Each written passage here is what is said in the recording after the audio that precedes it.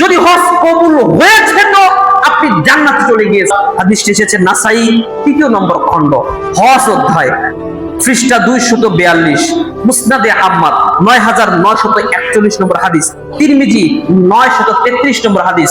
রাসূল সাল্লাল্লাহু আলাইহি ওয়াসাল্লাম বলতেছেন, আন আবি হুরায়রা রাদিয়াল্লাহু তাআলা আনহু قال قال রাসূলুল্লাহ সাল্লাল্লাহু আলাইহি ওয়াসাল্লাম, আবু হুরায়রা রাদিয়াল্লাহু তাআলা আনহু বলেছেন, রাসূল সাল্লাল্লাহু আলাইহি ওয়াসাল্লাম বলছিলেন কি, আল হাজ্জাল মুবারাকু লাইসা লাহু জাযাউন ইল্লাল জান্নাহ।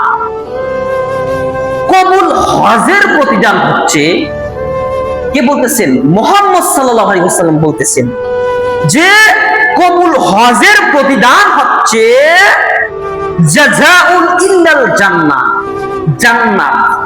যার হজ কবুল হয়েছে, হয়েছে তো হয়েছে, সে মৃত্যুবরণ করেছে তো সে জান্নাতে চলে গিয়েছে। আল্লাহ।